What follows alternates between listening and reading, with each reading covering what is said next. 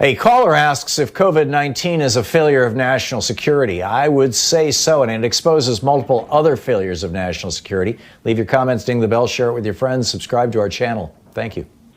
Hi, Tom. Thanks for taking my call, and I appreciate what you do for the program. You know, I'm a newly working nurse in the Ohio area, and my question is, with the trajectory of the coronavirus, isn't this really just a failure of the national security apparatus to, protect the American people?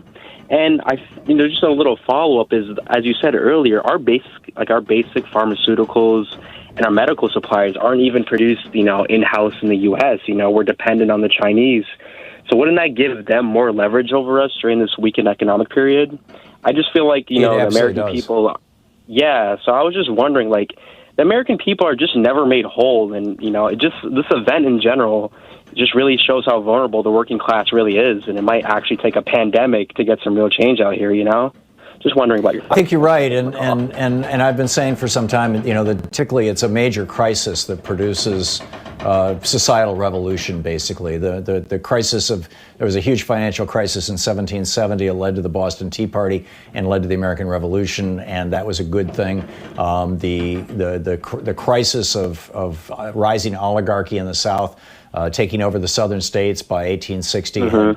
They were taking us on. The Civil War was a huge crisis, in other words, and that led to the end of slavery. The Great Depression was a huge crisis, and that led to the creation of the modern welfare state and Franklin Roosevelt.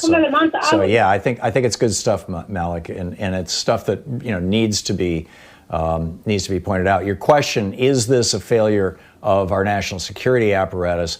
Yes and no.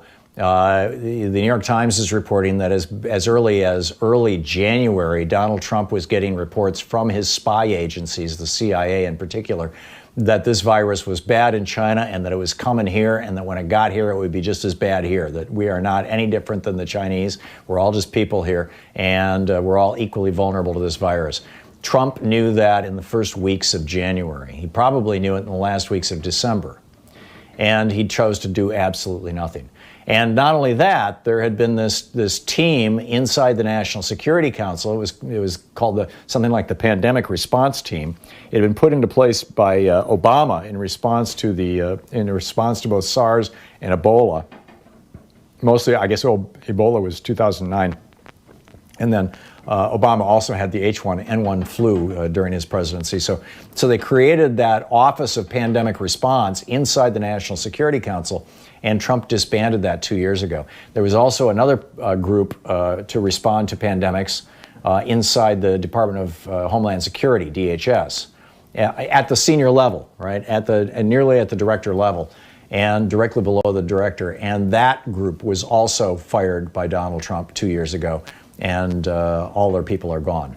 So, surprise, surprise, we're unprepared.